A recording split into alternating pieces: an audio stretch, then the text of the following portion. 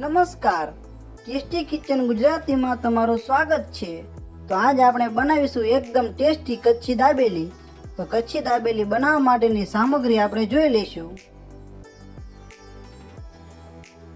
જેમાં બાફેલા બટેકા છે, આ તીખી સિંગ છે, આ દાડમના દાણા છે, આ દાબેલીનો મસાલો છે, આ ઝીણી સેવ છે, આ ઝીણી કટ કરેલી ડુંગળી છે, આ મીઠું છે, આ લાલ મરચું પાવડર છે અને લીલા ધાણા છે।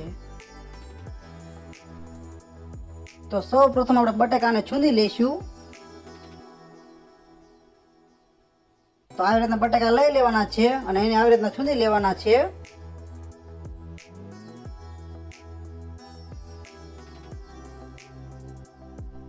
તો આપણે બટાકાને આવી રીતના છૂંદી લીધા છે। તો હવે આપણે દાબેલીનો મસાલો છે તેમાં થોડું પાણી ઉમેરીને મસાલાને સારી રીતે મિક્સ કરી લઈશું। તો આવી રીતના પાણી લઈ લેવાનું છે અને મસાલાને સારી રીતે મિક્સ કરી લઈશું।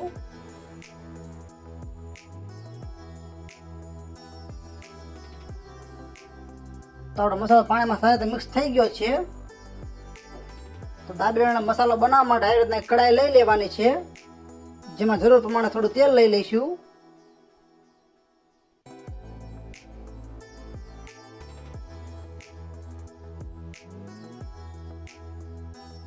આ તેલને થોડું ગરમ થવા દઈશું।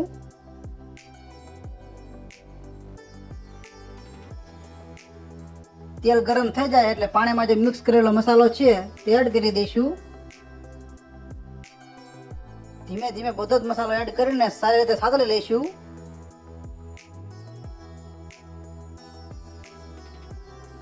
ગેસને મીડિયમ કરી નાખશું। પછી તીખાસ પ્રમાણે લાલ મરચું પાવડર ઉમેરીશું।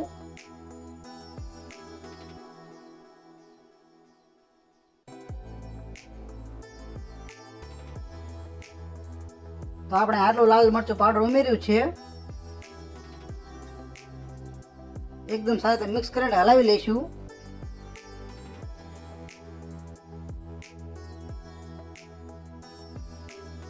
પછી સ્વાદ પ્રમાણે મીઠું નાખી દઈશું।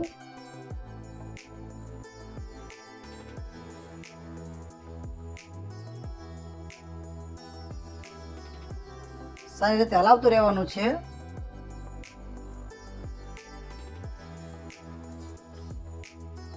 પછી સુંદેલા બટાકા છે તે એડ કરી દઈશું।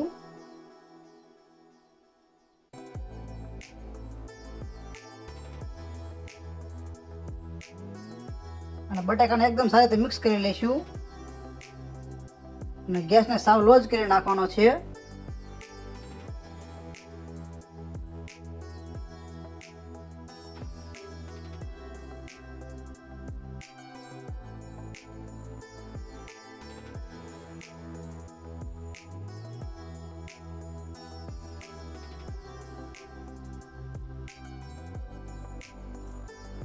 તો હવે આપણે ગેસ બંધ કરી દઈશું અને ઉપરથી મસાલા સિંગ ઉમેરી દઈશું।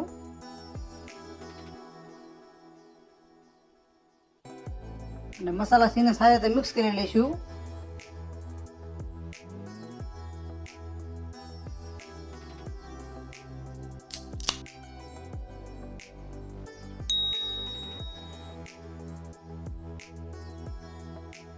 પછી ઉપરથી લીલા ધાણા નાખી દઈશું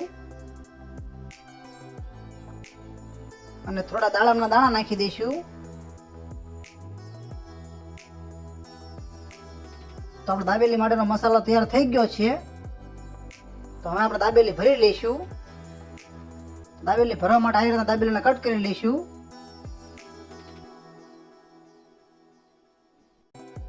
એક સાઈડ લીલી ચટણી લગાવી દઈશું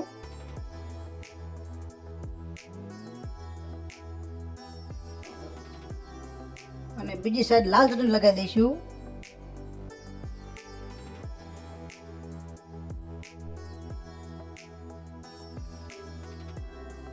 અને હવે દાબેલીમાં મસાલો ભરી લઈશું।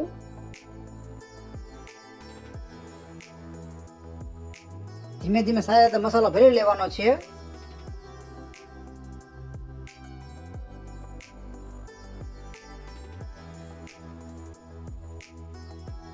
ઉપર થોડા દાણા નાખી દઈશું। થોડી મસાલા સિંગ નાખી દઈશું, થોડી ડુંગળી નાખી દઈશું અને થોડી સેવ નાખી દઈશું અને દાબેલીને સારી રીતે દબાવીને બંધ કરી દઈશું.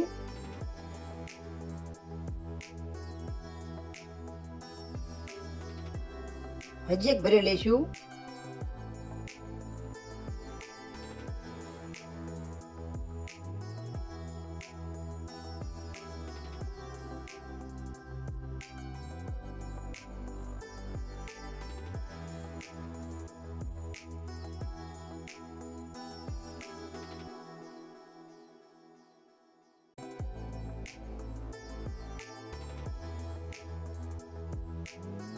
તો આપણે બે દાબેલી ભરાઈને તૈયાર થઈ ગઈ છે.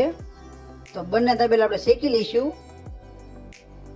તો શેકવા માટે આ રીતના તવી લઈ લેવાની છે, જેમાં આપણે ઉપરથી થોડું તેલ નાખી દઈશું. તેલનો આપણે સિંગ તેલનો ઉપયોગ કર્યો છે, તમારે બટર લેવું હોય તો લઈ શકો છો. તો મીડિયમ ગેસ ઉપર ધીમે ધીમે શેકતું રહેવાનું છે.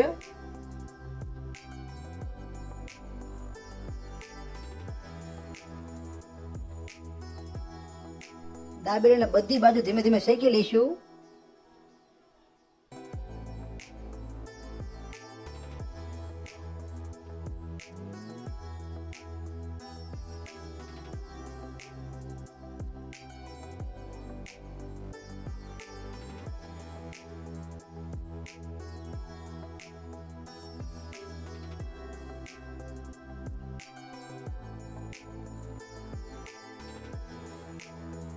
તો આપણે દાબેલી શેકાઈ ગઈ છે, જેને આપણે બહાર કાઢી લઈશું.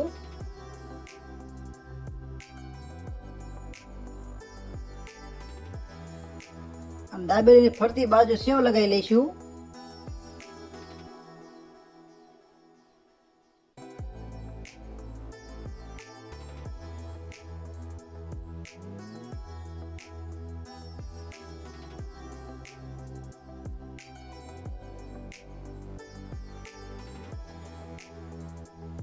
તો તૈયાર છે આપણી એકદમ ટેસ્ટી કચ્છી દાબેલી. આ દાબેલીને લાલ અને લીલી ચટણી સાથે ખાઈ શકાય છે. તો તમને આ કચ્છી દાબેલીની રેસીપી કેવી લાગી? જો રેસીપી પસંદ આવી હોય તો વિડીયો લાઈક કરો, શેર કરો અને અવનવી રેસીપી જોવા માટે અમારી ચેનલને સબસ્ક્રાઈબ કરો. વિડીયોને પૂરેપૂરો જોવા માટે તમારો ખૂબ ખૂબ આભાર.